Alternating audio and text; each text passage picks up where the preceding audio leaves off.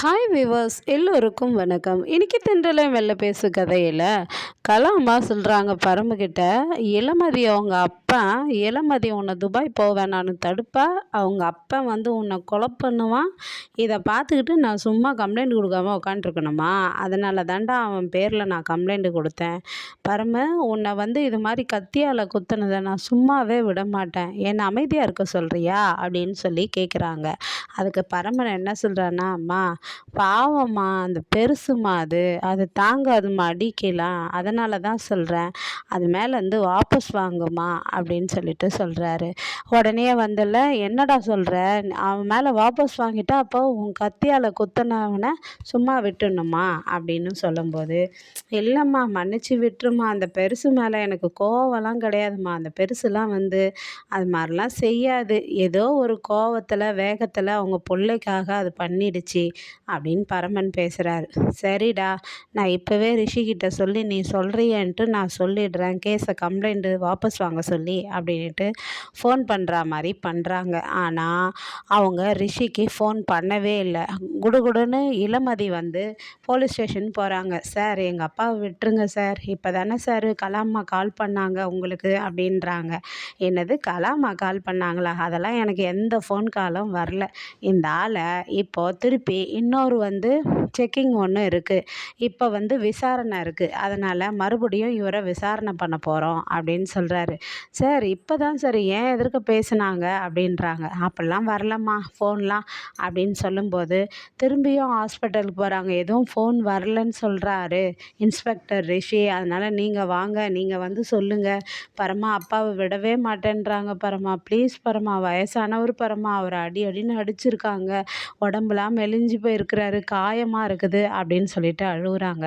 உடனே பரமன் என்ன பண்ணுறாரு, ரிஷிக்கிட்ட வராரு. ரிஷிக்கிட்ட வந்ததும் போலீஸ் ஸ்டேஷனில் அந்த பெரியவரை அடிங்க அப்படின்னு சொல்லிட்டு ஒருத்தரை வர வைக்கிறாரு.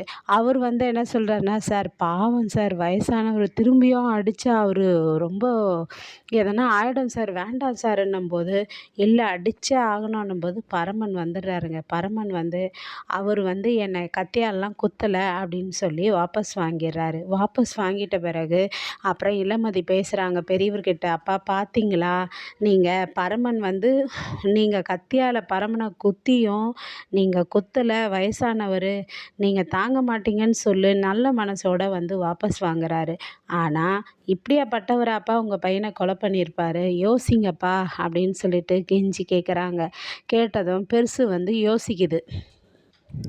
பெருசு யோசிக்க அதுக்கப்புறமா பரமன் என்ன பண்ணுறாருன்னா, ஹாஸ்பிட்டல்லேருந்து டிஸ்சார்ஜ் ஆகி வராருங்க. டிஸ்சார்ஜ் ஆகி வீட்டுக்கு வந்ததும் அவரால் நடக்கவே முடியல. கலாம்மா என்ன சொல்கிறாங்கன்னா, ஏய் பரமு, எதுக்குடா அவசரமாக வீட்டில் இருந்து டிஸ்சார்ஜ் ஆகி இப்போ வந்த நீ சொன்னாவே புரிஞ்சுக்க மாட்டே, இன்னும் கொஞ்ச நாள் ரெஸ்ட் எடுத்தால் தான் என்ன அப்படின்னு சொல்லி கேட்குறாங்க. உடனே இளமதி வராங்க. பரமு வந்துட்டியா, சொல்லு பரமு, ஏன் அத்தைக்கிட்ட சொல்லு, ஏன் வெக்கப்படுற, நீ என்னை பார்க்க முடியாமல் தானே இருக்க முடியல ஹாஸ்பிட்டலுக்கு, நான் வீட்டுக்கு வந்துட்டேன் தானவே, என்னை பார்க்குறதுக்காகவே நீ வந்துட்டல்ல அப்படின்னு சொல்லிட்டு, ரஞ்சிதம் தட்டில் அந்த கற்பூரத்தை வைங்க அப்படின்னு சொல்லிட்டு நான் ஆர்த்தி திருஷ்டி எடுக்கிறேன்ட்டு திருஷ்டி எடுக்கிறாங்க. திருஷ்டி எடுத்துட்ட பிறகு போயிடுறாங்க இளமதி உள்ளே போயிட்ட பிறகு அப்போ ரஞ்சிதா அம்மா சொல்கிறாங்க, அம்மா இங்கே பாருமா, பரமனை எப்படியெல்லாம் இவ கவர் பண்ணுறா அப்படின்றாங்க. ஆமாம் ரஞ்சிதம், நானும் பார்த்துக்கிட்டே தான் இருக்கேன், இவன் மேலே ஒரு கண்ணு வச்சுக்கோ அப்படின்னு சொல்லிட்டு கலாம்மா சொல்கிறாங்க. சரிம்மான்றாங்க. அப்புறம் பரமனை கூட்டிகிட்டு இளமதி பெட்ரூமில் படுக்க வைக்கிறாங்க. கலாம்மா நீ போ பரமா, நான் ஃப்ரெஷ்அப் ஆகிட்டு வந்துடுறேன்ட்டு போகிறாங்க.